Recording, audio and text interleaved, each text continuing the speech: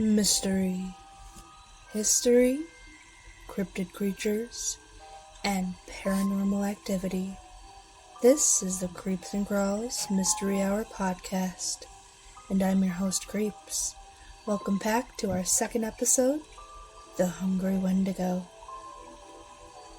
Today's story will include a short story, including, but not limited to, creepy sounds, and hopefully a good thriller. Let's get into it. The woods are damp tonight. A thick mist has covered the ground, and a light fog has clouded my vision. It smells of wet wood, and a slight chill is in the air. I had decided to take this way through the woods, but now I'm regretting it, only longing to get home as fast as possible. I have to be at least halfway there by now. I trudge through as best as I can, feeling my socks getting wet and cold. Suddenly, I hear a branch break behind me, and my heart races. And something scurries by my feet.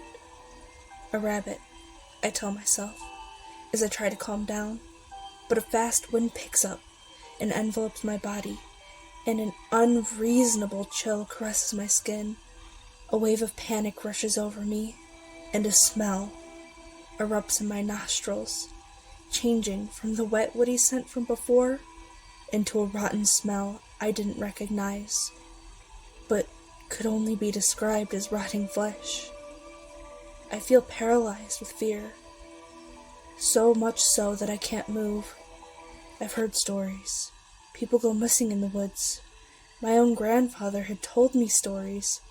He had come from a long line of Great Lakes natives, and they told him stories of creatures that dwelled in these woods. It could be a number of things. I suddenly felt a presence, and the glowing mushrooms of the forest illuminated a shadow over me. It was too tall to be human. I still couldn't move. I couldn't even turn around. What could it be? My rational brain tried to figure out what was going on. Maybe it was a tree that had fallen, but it wouldn't suddenly have just appeared. My heart was still racing, and finally, I pulled up the courage to run, but as my feet took off, a loud growl erupted from behind me, and the creature that I hadn't known before appeared in front of me, its antlers protruding from its head, and its tall, skinny, human-like body was emaciated. In this moment, I knew exactly what it was. The Wendigo. I ran around it and kept going, fear running through my veins.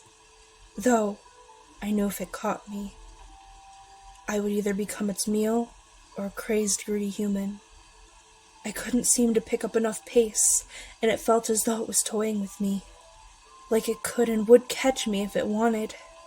I kept running, knowing if it wanted to, it would get me. But oh, the edge of the woods was right there. And suddenly, my legs collapsed. I was being dragged, and then and there, I met the fate to the Wendigo's unsatiated jaws. This was merely a story representing the Wendigo, but it doesn't truly capture the lore behind this Native American legend. This evil spirit has been represented in many tales, and has been told by the Algonquin-speaking tribes for years, as well as some from the First Nations.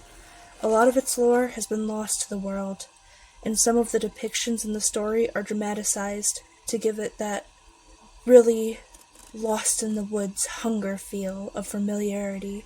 But typically, the Wendigo either possesses someone with greed or with a hunger for its fellow man that cannot in any way, shape, or form be satiated.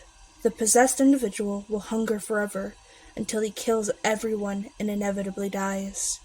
And in the other instance that is portrayed in this story, the Wendigo will consume the human, unless, however, it is too thin to be eaten. In some representations, the Wendigo looks all too human, but has a heart of ice, and in others, It is a creature, tall and lanky, with horns or antlers, and a skull of a deer or a horse, with canines like a wolf. It has even been granted its name to part of psychiatry called Wendigo psychosis, and it is based in a cultural-bound syndrome, and this name is given to those who have the strong urge to eat those around them. These malevolent and cannibalistic supernatural beings stop at nothing. While their portrayal and appearance is different among tribes, it usually holds the same traits and personality and powers. And in some stories, it can even speak. And in these stories, it taunts its victims cruelly. It is believed this story was originally created to draw people away from greed and serve to encourage cooperation, and some traditions have a ceremonial dance that is performed during times of famine to remind people of the Wendigo. It is taboo, and the ceremony name, don't mind me in my mispronunciation, see, there it is, here is known as Wendigo Ukaza Himoin, and it involves wearing masks and playing a backwards drum. While we do not know exactly where or how the original stories and legends come from, we do know its first known appearance in American books was in 1910, and its popularity in folklore has only grown. And with that, I conclude today's podcast. But I would like to say thank you to my viewers, and as always, stay creepy, my friends.